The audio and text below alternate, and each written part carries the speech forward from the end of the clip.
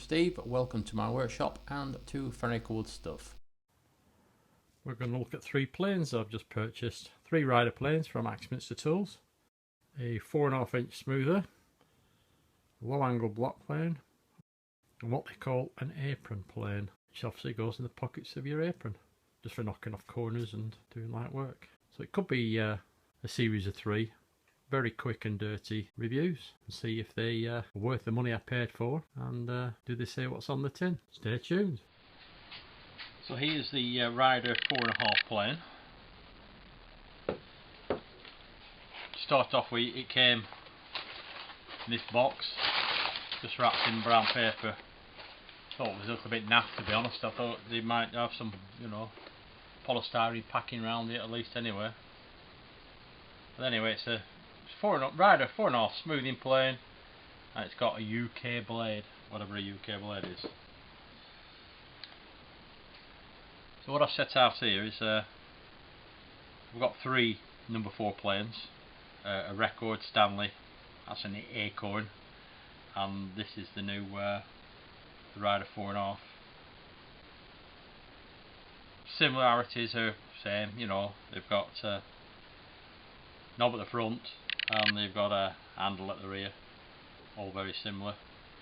These are all sprung locking caps. This one's a screw locking cap. Doesn't really make any difference to me, to be honest. I suppose the spring ones are probably a little bit quicker in terms of working it.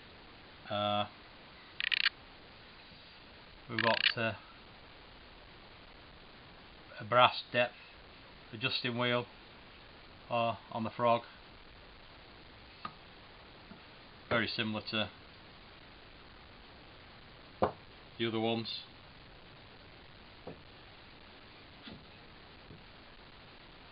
And then you've got an adjustment lever on the back, which again I think is a little bit naff, to be honest.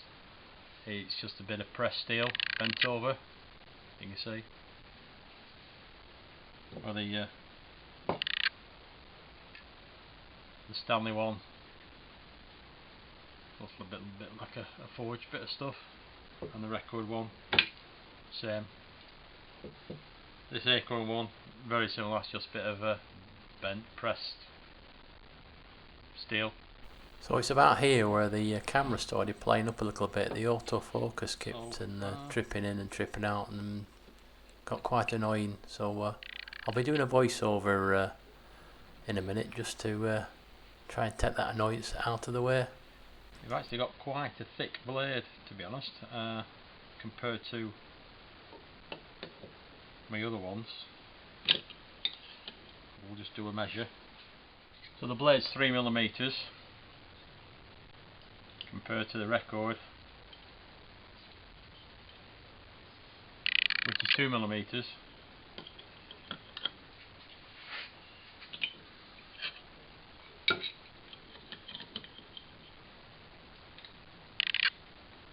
Stanley's 2mm.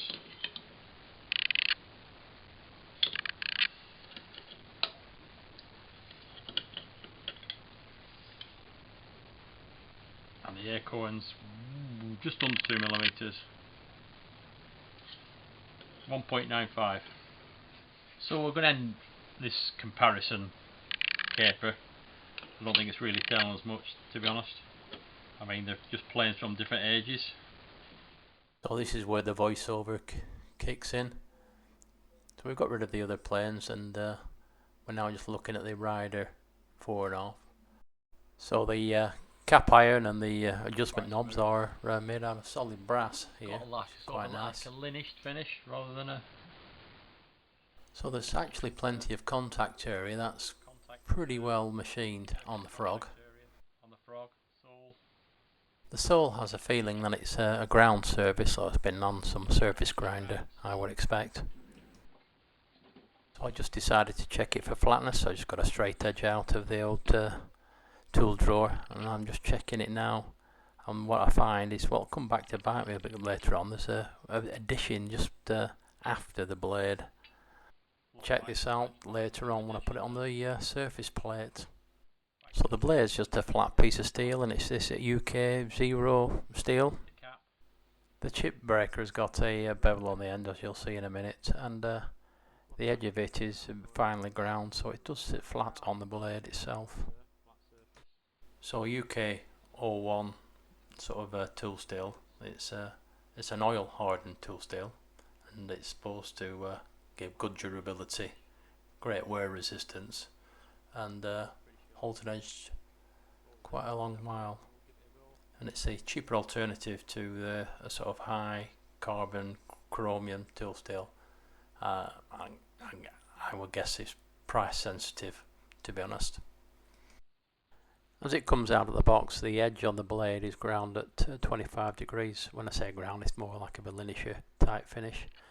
And by the way, it's a bevel down plane if you didn't know already.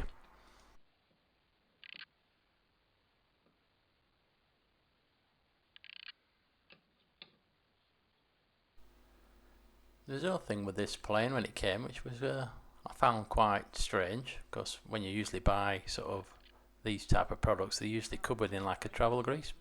This was pretty clear at all, so I didn't even have to clean it, as it were. Anyway, just checking it around, there was no sharp edges. It was quite well finished, and felt like it was ready to go. Now in the sales blurb, it does say that it's ready to go with just a minimum amount of maintenance on it. So we'll check this out without doing anything really. So we've got two pieces of timber, got a bit of oak, and it's got a bit of a crazy grain on it because there's a couple of knots in it. And I've just got some redwood pine. So we're going to start it off on the redwood pine.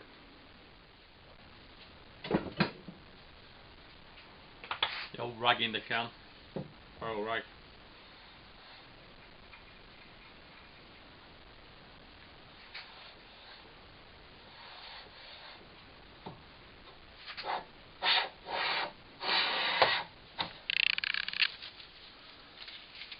Well, it's cut, but it was a bit tough.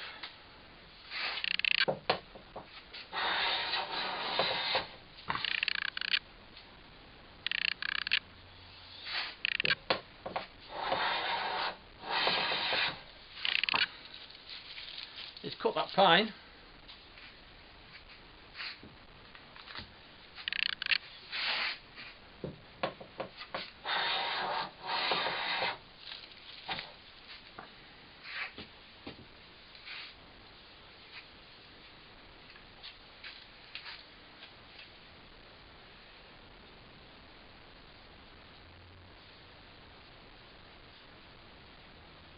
So 0.08 of a millimetre, it's about 3/1000 of an inch. See if I can back it up a bit.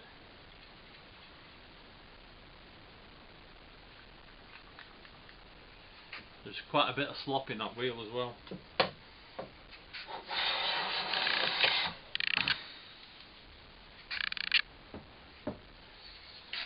I think you can see there by the way that it's cutting, that linishing just left a load of little serrations, so it's just splitting there. That's probably about 0.05.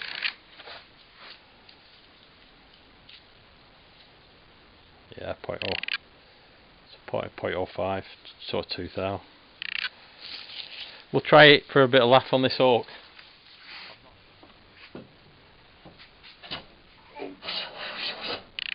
Oh God.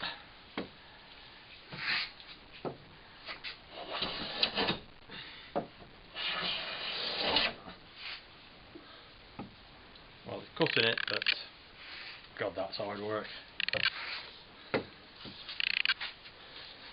So what I'll do, I'll just go and address and hone up the blade, I think. See if we can catch it in the light. Hopefully you can see that. The linishing marks are running that way. I think that's why the shavings come off when you got it fine enough into the little ribbons.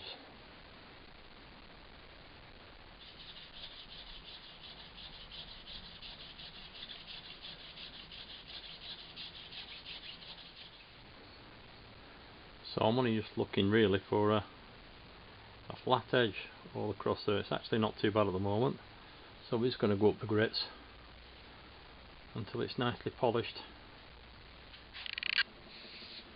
I'm using this little steel rule just so I just don't have to really grind the whole lot and just ground the edge. I think it's called the Charlesworth method. Something I picked up from Rob Cosman. If you've ever watched Rob Cosman. So that I've done that 400 and 1000 on the diamond. I'm just going to go into the ceramics. It's 2000 and then the 6000.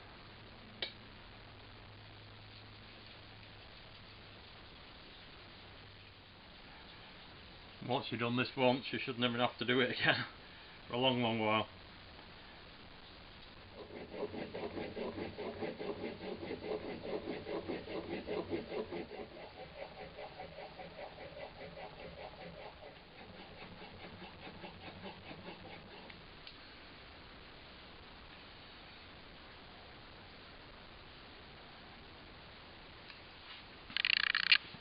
So we've got there. I'm just going to put a micro bevel on it and just use the jig. So just about 20 strokes per stone.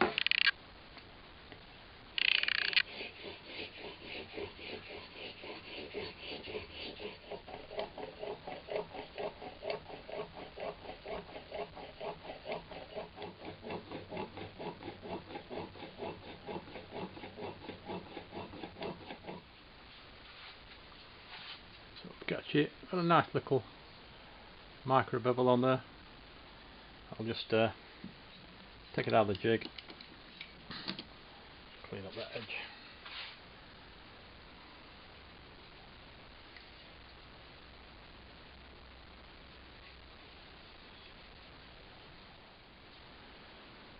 Right, I'll load it back in the plane and then back to the timber.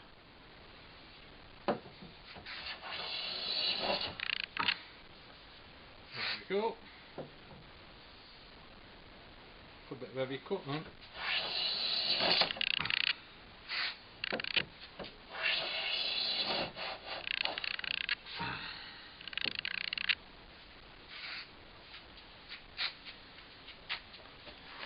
So we've got a nice full shaving.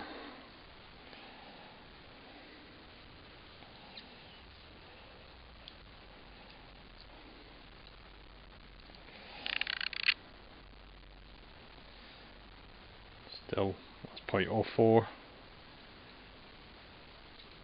of a millimetre, just under 2 thou. Go. It's a nice smooth finish.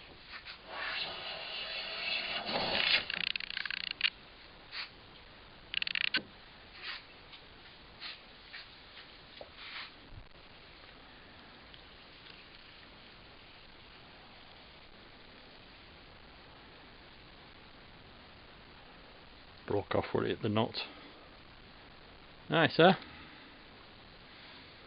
So that's the rider 4.5 smoothing plane. I've still not checked how flat the sole is. I'll do that on a surface plate, and we'll see how good or bad or indifferent it is. It looks like it's well ground. Granite surface plate, got a straight edge. This is 0.05, so 2 thou.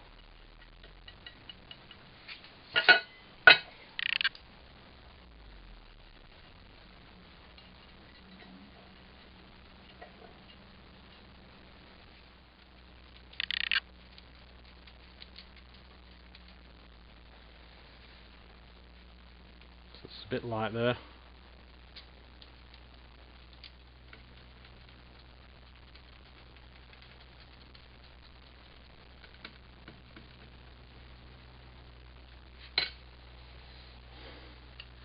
So it's not perfectly straight. So I've been at it now for about half an hour. It's still dished in here, and my main concern is there. That's okay, a little bit on the toe, but if I can get that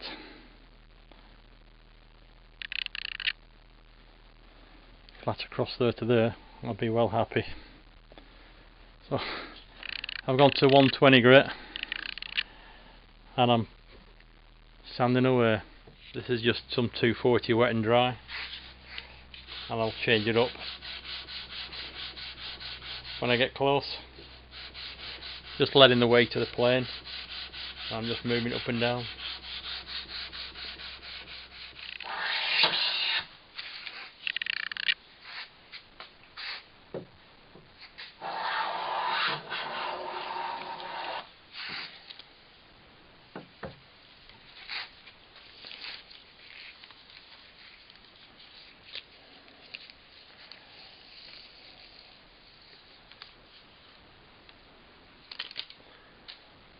So that'll do. So here we go. This is in my final comments on this Rider 4.5 plane. I've got it working to a fashion and it's doing a job. But as you saw when I was trying to flatten the sole was too far out for me. And even though I've been at this best part of 3 hours, there's still a little bit of addition in there. And I've just run out of wet and dry paper, so I will give that another go at a later date. So that's very disappointing. The other thing that's really disappointing is just the overall quality of it. And I'm going to compare apples with apples, because this is how it came. I mean, and just look how dull the handle and the tote is, and look at the packaging it came in. Yeah, and I'll show you when I bought the Rider 62. Came in that box. It came with a plain sock. Came with 2 blades. And look at the finish on the handles. Night and day difference. You know, and even if I go to the shoulder plane, it came in a well presented and the foam line boxes. But these planes, some tatty cardboard with some brown paper or plastic, and it's the same with the apron plane and the low angle block plane. I'll do the review on those later, but the packaging has gone downhill in my opinion, and I think my opinion is backed up by actually what they used to look like. Now obviously it must be cost cutting or something. So that's a real disappointment. In terms of this plane, yes, it's not the most expensive plane in the world. It was just under £100, so it was about $130 or so. So it's not the cheapest of cheap planes, but you know, it's not a premium plane like a Veritas or a Lee Nielsen for sort of 300-400, or a Clifton, you know, for even more. However, it's a significant amount of money, and it gets a thumbs down from me. I just don't think it's the quality and everything around it is not value for money. You might as well go and buy one of the really cheap Faithful planes, I guess. Well, I'm just adding this voiceover a little bit after I filmed this, and to be honest, I think I was probably a little bit harsh.